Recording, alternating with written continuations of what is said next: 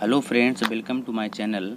Friends, corona virus के इस बढ़ते प्रकोप में आपने ये बहुत सारी न्यूज़ पढ़ा होगा, जैसे कि भारत सरकार ने विदेशों में फंसे हमारे भारतीयों को बचाया, या फिर इटली में हमारे जो भारतीय फंसे हुए थे उनको भारत सरकार ने वापस बचाकर अपने भारत में लाया, या फिर जिन भारतीयों को भारत सरकार बचा नहीं पाई है उनको वापस भारत सरकार नहीं ला पाई है तो उनको वहीं पर मेडिकल फैसिलिटी प्रोवाइड कर दी है। तो दोस्तों, मैं आपसे ये बोलना चाहता हूँ कि भारत सरकार के पास ऐसी कौन सी मिनिस्ट्री है, कौन सा डिपार्टमेंट है जो कि भारतीयों को बचाकर भारत ला रही है। तो दोस्तों, इस डिपार्टमेंट का नाम है मिनिस्ट्री ऑफ एक्सटर्नल अफेयर्स, जिसे हम हिंदी में विदेश मंत्रालय भी कह सकते हैं। दोस्तों, आज की इस वीडियो में मैं आपको बताऊंगा कि विदेश मंत्रालय क्या काम करता है और what is ministry of external affair. तो दोस्तों, ministry of external affair foreign countries में जो हमारे भाई बंधु जो हमारे सिटीजन रह रहे हैं उनको एक एडिशनल सपोर्ट देता है। इसके अलावा दोस्तों, मिनिस्ट्री ऑफ एक्सटर्नल अफेयर, इसे हम MEA कह सकते हैं, पड़ोसी देशों से और जो वर्ल्ड की कंट्रीज हैं उनसे एक बायलैटरल और मल्टीलैटरल रिलेशन को स्थापित करता है। दोस्तों, ब्रिटिश शासन के टाइम पे जो हम मिनिस्ट्री ऑफ एक्सटर्नल अफेयर को ministry of external affairs and Commonwealth relation के नाम से जानते थे, जबकि 1948 में से नाम बदलकर MEA कर दिया गया। और दोस्तों, MEA means ministry of external affair, और MEA का हेडक्वार्टर न्यू दिल्ली में है। और दोस्तों, इसको 2 सितंबर 1946 को स्थापित किया गया था, और इस समय मिनिस्ट्री ऑफ एक्सटर्नल अफेयर में लगभग 11,403 एम्प्लॉयज़ काम कर रहे हैं।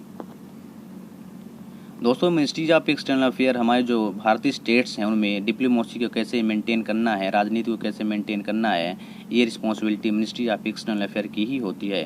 दोस्तों, अब मैं आपको मिनिस्ट्री ऑफ एक्सटर्नल अफेयर के काम बताऊंगा।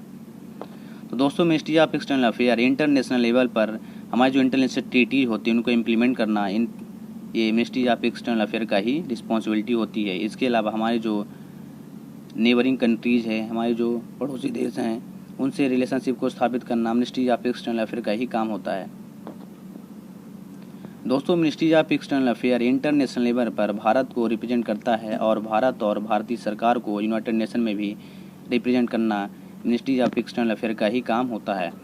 इसके अलावा दोस्तों, जैसे ये मैं आपको बता दूँ, हमारे फॉरेन मिनिस्टर हैं जिसे सुब्रमण्यम जयशंकर कहते हैं। दोस्तों, इन्होंने यह पोस्ट 31 मई 2019 को संभाला है, और मैं आपको यहाँ पे ये बता दूँ कि सुब्रमण्यम जयशंकर भारत के 31वें नंबर के फॉरेन सेक्रेटरी ऑफ इंडिया है। और दोस्तों, भारत के सबसे पहले फॉरेन मिनिस्टर पंडित जवाहरलाल नेहरू हैं, और यदि महिलाओं में बात करें तो इंदिरा गांधी हमारे भारत की पहली वुमेन फॉरेन मिनिस्टर रह चुकी हैं।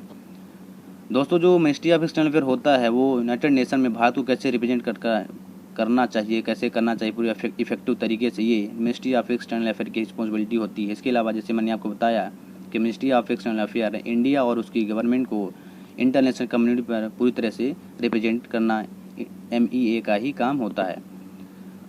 Ministry of external affair protection of trade and business with respective country, जो हमारी रिस्पेक्टिव कंट्रीज हैं, जो हमारी नेबरिंग कंट्री है, उनसे बिजनेस और ट्रेड को कैसे बढ़ाना है, कैसे बिजनेस को मेंटेन करना है, ये MEA का ही काम होता है।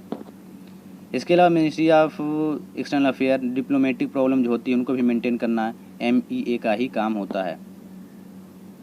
दोस्तों, जो फॉरेन से जो सिटीजन्स आते हैं उनको कैसे रोकना है, उनको कैसे नागरिकता देनी है, ये मिनिस्ट्री ऑफ एक्सटर्नल अफेयर का ही काम होता है। दोस्तों, अब मैं आपको बताऊंगा कि how do you become foreign minister. जैसे मैंने आपको बताया कि हमारे इस समय के जो फॉरेन मिनिस्टर हैं वो है सुब्रमण्यम जयशंकर, और हमारे पहले फॉरेन मिनिस्टर, सबसे पहले फॉरेन मिनिस्टर हैं वो हैं पंडित जवाहरलाल नेहरू। और यदि वुमेन में बात करें तो हमारी सबसे पहली वुमेन फॉरेन मिनिस्टर हैं इंदिरा गांधी। तो दोस्तों, मैं आपको इसमें बताऊंगा कि फॉरेन मिनिस्टर कैसे बन सकती है। जैसे हमारे सुब्रमण्यम जयशंकर हैं दोस्तों, वो सबसे पहले एक IFS ऑफिसर बने हैं। उसके बाद वो 30 साल की सर्विस करने के बाद एक फॉरेन सेक्रेटरी ऑफ इंडिया बने हैं। उसके बाद उन्हें भारतीय सरकार द्वारा फॉरेन मिनिस्टर चूज कर लिया गया है। तो दोस्तों, सिमिलरली फॉरेन मिनिस्टर बनने के लिए आपको UPSC क्लियर करके IFS ऑफिसर बनना पड़ेगा। उसके बाद आपको एक 30 ईयर की जॉब कंप्लीट करने के बाद आपको फॉरेन सेक्रेटरी ऑफ इंडिया तक पहुंचने के बाद भारतीय सरकार आपको रिकमेंड करती है कि आप फॉरेन मिनिस्टर आप बन सकते हो। दोस्तों, अब how much annual budget of MEA ministry of external affair का एनुअल बजट कितना होता है। दोस्तों, यदि हम रुपए में बात करें तो 15,011 करोड़ जो हमारा होता है वो MEA का एनुअल बजट होता है। इसके अलावा दोस्तों, यदि हम US डॉलर में बात करें तो 2.1 बिलियन US डॉलर होता है, जो कि हमारे मिनिस्ट्री ऑफ एक्सटर्नल अफेयर का एनुअल बजट होता है। दोस्तों, ये हैं हर्षवर्धन श्रृंगला, जो हमारे प्रेजेंट टाइम के फॉरेन सेक्रेटरी ऑफ इंडिया हैं। दोस्तों, मैं आपको बता दूं कि इन्होंने यह पोस्ट 29 जनवरी 2020 को संभाला है। और दोस्तों, हर्षवर्धन श्रृंगला 1984 बैच के IFS ऑफिसर हैं।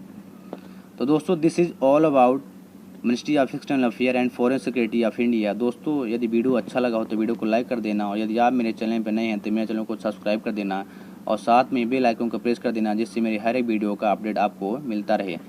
तब तक के लिए बी सेफ, बी अलर्ट। धन्यवाद। जय हिंद।